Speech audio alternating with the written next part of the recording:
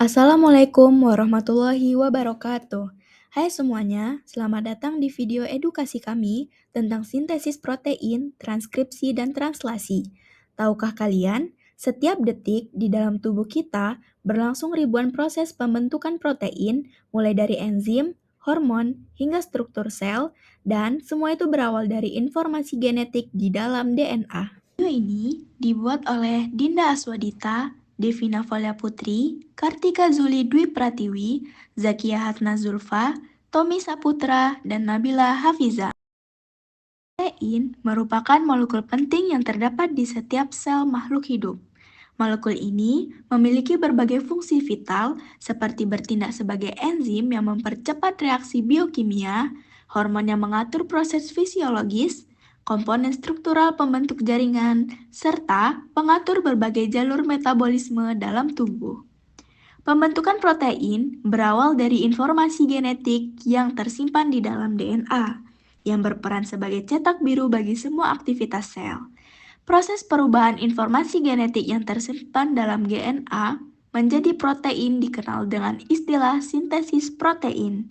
Proses ini berlangsung melalui dua tahap utama, yaitu transkripsi dan translasi. Transkripsi merupakan yang DNA digunakan sebagai tempat untuk membentuk RNA, sedangkan translasi tahap penerjemahan RNA menjadi urutan asam amino penyusun protein. Proses transkripsi adalah tahap pertama sintesis protein, di mana urutan basa nitrogen pada DNA digunakan sebagai cetakan untuk membuat molekul RNA, messenger, atau mRNA. Dalam proses ini, DNA yang terdiri dari basa adenin, timin, guanin, dan sitosin diubah menjadi RNA dengan basa urasil menggantikan timin. Jadi, setiap adenin pada DNA akan berpasangan dengan urasil pada RNA. Guanin berpasangan dengan sitosin, dan sitosin berpasangan dengan guanin. Hasilnya adalah mRNA yang membawa pesan genetik dari DNA ke ribosom. Pada transkripsi terjadi tiga proses. Yang pertama ada inisiasi, elongasi, dan terminasi. Inisiasi, RNA polimerase menempel di promotor dan mulai membuka DNA. Untuk elongasi, RNA disintesis dengan menambah nukleotida komplementer sepanjang DNA cetakan. Dan terminasi, RNA selesai dibuat dan dilepaskan dari DNA.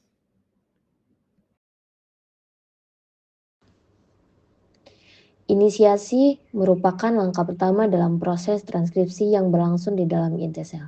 Pada tahap ini, enzim RNA polimerase menempel pada bagian DNA yang disebut promotor, yaitu titik awal dari gen yang akan disalin menjadi RNA. Setelah menempel, RNA polimerase akan membuka struktur heliks ganda DNA sehingga kedua untainya terpisah. Salah satu dari dua untai DNA tersebut kemudian berperan sebagai cetakannya atau bisa disebut template strand untuk pembentukan molekul RNA baru. Pada sel eukariotik, proses ini dibantu oleh berbagai faktor transkripsi yang memastikan RNA polimerase menempel di posisi yang tepat dan memulai sintesis RNA secara akurat. Dengan demikian, tahap inisiasi dapat disimpulkan sebagai fase awal di mana RNA polimerase berikatan dengan promotor dan membuka DNA agar dapat disalin menjadi RNA. Elongasi, proses penyalinan informasi genetik mulai berlangsung. Enzim RNA polimerase bergerak sepanjang untai DNA cetakan, membaca kode genetik yang terdapat di dalamnya.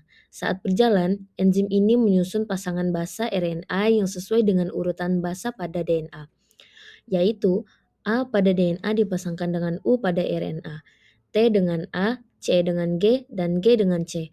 Proses ini berlangsung secara berurutan sehingga terbentuk rantai RNA tunggal mRNA yang berisi salinan informasi genetik dari DNA. Setelah bagian DNA tertentu selesai disalin, dua untai DNA tersebut akan menutup kembali seperti semula. Dengan demikian, tahap elongasi merupakan proses penting di mana kode genetik DNA ditransfer menjadi urutan basa RNA yang lebih panjang dan siap menuju tahap berikutnya, yaitu terminasi. 3. Terminasi. Terminasi adalah tahap akhir transkripsi yang menghentikan sintesis RNA dan melepas RNA polimerase dari DNA. Pada prokariota terdapat dua mekanisme terminasi. Terminasi intrinsik terjadi ketika RNA membentuk struktur hairpin dari urutan basa komplementer yang diikuti rangkaian urasil, sehingga RNA polimerase berhenti dan terlepas. Terminasi bergantung Rho melibatkan protein Rho yang menempel pada RNA dan mengejar RNA polimerase. Kemudian, memutuskan ikatan RNA dengan enzim saat polimerase melambat di sekuens terminator. Pada eukariotor, prosesnya lebih kompleks karena RNA polimerase melewati sinyal poliadenilasi. mRNA dipotong dan ditambahkan ekor poli A. RNA polimerase kemudian bergerak sebentar sebelum terlepas dari DNA. Hasil akhir terminasi adalah molekul mRNA lengkap yang dilepaskan. DNA untai ganda menutup kembali dan RNA polimerase terlepas untuk digunakan kembali. Proses ini memastikan RNA yang dihasilkan memiliki panjang dan informasi genetik yang tepat pada tahap translasi. Proses selanjutnya adalah translasi. Nah, apa sih itu translasi? Translasi adalah proses menerjemahkan pesan dari mRNA menjadi rantai protein yang berfungsi untuk berbagai aktivitas tubuh. Pada proses ini dilakukan oleh ribosom, yaitu dengan membaca urutan kodon atau terlipat basa nitrogen pada mRNA.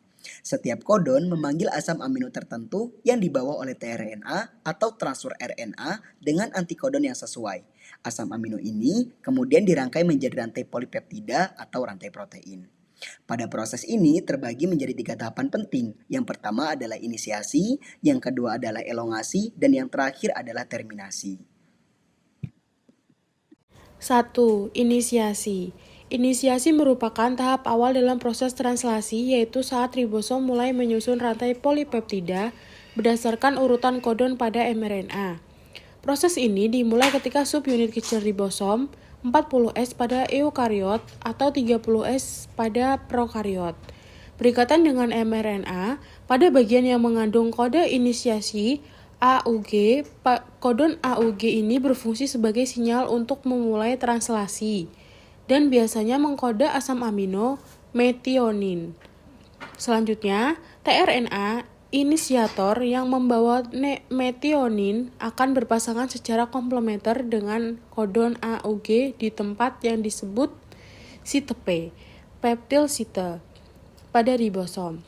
Setelah itu, subunit besar ribosom 60S pada eukariot atau 50S pada prokariot bergabung, membentuk kompleks ribosom utuh 80S atau 70S yang siap melanjutkan proses pembentukan rantai polipeptida. Dengan demikian, tahap inisiasi menghasilkan kompleks inisiasi translasi yang terdiri dari mRNA, tRNA inisiator, dan ribosom lengkap, siap memasuki tahap elongasi untuk memperpanjang rantai protein. Tahap selanjutnya adalah elongasi. Elongasi adalah tahap perpanjangan rantai polipeptida setelah kompleks inisiasi dari translasi terbentuk. Pada tahapan ini, ribosom bergerak sepanjang mRNA, membaca kodon satu persatu dan menambahkan asam amino yang sesuai dengan urutan kodon tersebut. tRNA atau transfer RNA dengan antikodon yang komplementer akan masuk ke site A atau aminoacyl site pada ribosom dengan membawa asam amino yang sesuai. Kemudian, enzim peptidil transferase yang terdapat pada subunit besar ribosom akan membentuk ikatan peptida antara asam amino baru dengan rantai polipeptida yang sebelumnya berada di site P atau peptidil site. Setelah ikatan terbentuk, tRNA yang lama berpindah ke site E atau exit site dan keluar dari ribosom. Sementara tRNA yang membawa rantai polipeptida berpindah dari site A ke site P. Proses ini akan terus berulang, membuat rantai polipeptida semakin panjang hingga mencapai kodon penghentian atau stop kodon. Selanjutnya, yang terakhir yaitu 3. Terminasi. Terminasi adalah tahap akhir proses translasi, yaitu saat ribosom berhenti menambahkan asam amino karena mencapai kodon stop pada mRNA, yaitu UAA, UAG, atau UGA. Kodon-kodon ini tidak memiliki tRNA yang sesuai, melainkan dikenali oleh protein khusus yang disebut faktor pelepas release faktor.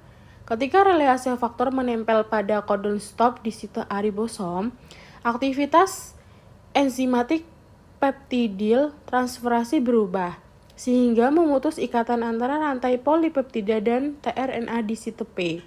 Akibatnya, rantai polipeptida yang telah lengkap dilepaskan ke sitoplasma untuk mengalami pelipatan folding dan modifikasi pasca translasi agar menjadi protein fungsional. Setelah itu, ribosom terurai menjadi subunit besar dan kecil. mRNA dilepaskan dan translasi pun berakhir. Dengan demikian, tahap terminasi menandai selesainya sintetis protein yang siap digunakan oleh sel. Nah, teman-teman, dari pembahasan tadi, kita sudah tahu bahwa sintesis protein adalah proses penting yang membuat sel mampu membentuk berbagai komponen kehidupan. Melalui tahap transkripsi, informasi genetik dari DNA disalin menjadi mRNA. Dan pada tahap translasi, mRNA tersebut diterjemahkan menjadi rantai asam amino yang akan membentuk protein fungsional. Jadi, dapat kita simpulkan bahwa sintesis protein merupakan jembatan antara gen dan fungsi biologis tubuh. Sekian dari kami, mohon maaf apabila ada salah kata. Assalamualaikum warahmatullahi wabarakatuh. Thanks for watching.